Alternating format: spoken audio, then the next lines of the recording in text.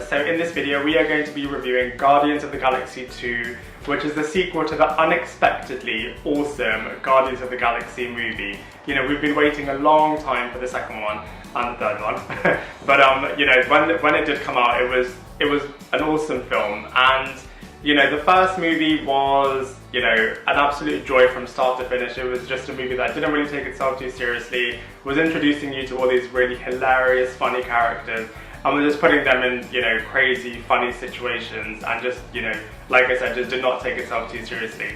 Guardians of the Galaxy 2 is different whilst kind of being the same at the same time. So, you know, there are pockets of hilarious moments in there, and it is a light-hearted family comedy type film, but they do try something different, whereby they have a really strong story and character-driven kind of narrative throughout the film. So Star-Lord is, again, kind of like the main character, but this time it's a lot more focused on him. There are a lot of other storylines going on at the same time with the other characters, but it's definitely, you know, Star-Lord's film, and it's kind of got his storyline at the centre and everyone kind of around it. And there are moments where the film gets really serious, so that's why I would say it's kind of different to the first film, because the first film was just, you know, hilarious from start to finish.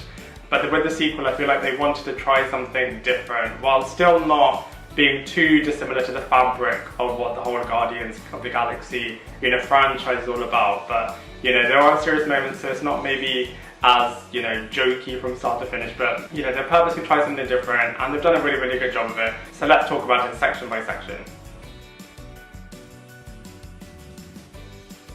So I can't really talk too much about the plot in this movie review, as it very quickly will enter spoiler territory. So instead, I'm going to give you the 5 loose threads about what the storyline is in Guardians of the Galaxy 2.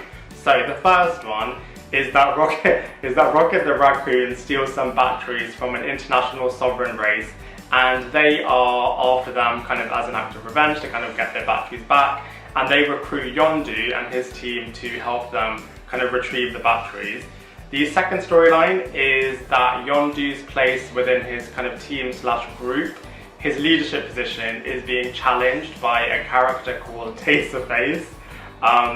The third storyline is that the Guardians of the Galaxy are saved by a character called Ego, and he is keen to build a relationship with Star-Lord. The fourth storyline is that Drax builds a relationship / bond with the new character called Mantis. And the fifth storyline is that Nebula and her sisterly rivalry / relationship is kind of explored and deepened further with Gamora. So from the first film, that is kind of another storyline that is explored further in this movie. So like I've said already, this is a very character-driven movie. It's a lot more character-focused than comedy-focused. That said, there are some moments in this movie that the jokes are just painfully cringeworthy. Kind of, they're just so awkward at moments. So, you know, that's a bit of a shame, as the first film was just brilliant with the jokes. But yeah, this film is still funny, but, you know, some of the comedy moments aren't as good as the first one. But yeah, let's talk about the different characters. So Star-Lord, like I said before as well, is kind of like at the epicenter of this film. It's a lot more about Star-Lord's story than anyone else's story. And you find out a lot about his past, and kind of, you know, what his character is going to do in this film is really, really interesting. Rocket the Raccoon is back, and he is just as awesome as he was in the first film. He has some of the best one-liners again in the sequel, so he definitely kind of makes the movie what it is. Nebula and Gamora's relationship is deepened and explored further, like I said before, and you kind of find out why Nebula hates Gamora so much, so that's kind of really, really interesting. And I feel like them two are the closest characters in relation to Thanos, so that's really interesting in terms of kind of, you know, having characters that relate to the wider Infinity Saga. Drax is back again, but I feel like similarly to the first movie, his character just, you know, is the least explored. And I mean, in this movie he laughs a lot, and he has an interesting relationship with Mantis, but that's kind of as far as it goes.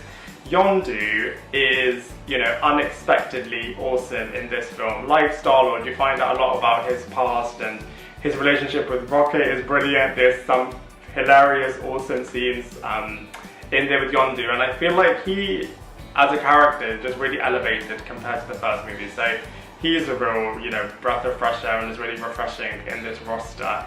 Baby Groot was an absolute, you know, James Gunn, when he decided to have Baby Groot in this film, was just $1 million idea, because he is just absolutely hilarious. He's such a scene stealer. You know, the scenes with him in it are just awesome. They're just absolutely hilarious, and I just feel like Baby Groot is an awesome character in this film, and just awesome characters generally. So Baby Groot really does make it what it is. The villain in this film, I can't really talk about them too much again without entering spoiler territory, but what I will say is that they are a galaxy threat for sure. So yeah, they definitely did make a very interesting villain in this movie. So from a characters and actors point of view, this film is awesome. In terms of the visuals in this movie, it's a Marvel Cinematic Universe set in space and all over the galaxy, so you can't go wrong. It's definitely a, you know, spectacular masterpiece when it comes to the visuals. You know, all of the space scenes look really, really nice, all the fight sequences are really, really cool, camera angles are really nice, and, you know, overall it is a visual masterpiece. I would say that some of the bits are a bit random though, because, you know, some of the scenes where you should feel a bit intimidated, where there's this goo that's taking over some of the planets, looks a bit bizarre. And yeah, there are a couple of other moments that are a bit hit and miss. The gold characters, for example, they're supposed to be a bit intimidating, but they're not. So yeah, that's a bit of a shame. But the planet Ego is absolutely spectacular, absolutely awesome. That's like this kind of heavenly, perfect looking world, and yeah, from that point of view, the visuals are really, really nice. So overall, there are a few hit and miss places in terms of the visual department, but you know, by and large, it is really, really nice. In terms of comparisons, Guardians of the Galaxy is a great sequel. It's, you know, a lot better than Star Trek and Star Wars in terms of sequels, and it's a really nice, you know, movie within the Marvel Cinematic Universe. In terms of comparing it to the first film, I personally still prefer the first film. I absolutely loved, you know, the whole Guardians of the Galaxy world when it first came out. It was a real, you know, breath of fresh air with, you know, it being really unknown, but still being unexpectedly awesome. So, you know, whilst the sequel isn't as good, it is still a really, really cool movie. It's, you know, takes the characters forwards, it's got great fight sequences, it's got great visuals, and you know, as a movie, it's really, really enjoyable, but I would just say out of the two, I still prefer the first one. Overall, I would say Guardians of the Galaxy Volume 2 is a great movie. If you haven't seen it already, I would highly recommend seeing it. It's, you know, it's a comedy movie, it's a family movie, it's a movie set in space, it's a Marvel Cinematic Universe movie, it's a sequel, it's got a lot going for it, and it is really, really enjoyable from start to finish. So I would recommend seeing it if you haven't seen it already. And because it's kind of, there are a few moments where it's a bit hit and miss, overall I am going to give it a 7 out of 10. I'd love to hear what you think about Guardians of the Galaxy Volume 2, so please let me know in the comment section below. Otherwise, I look forward to seeing you in my next video.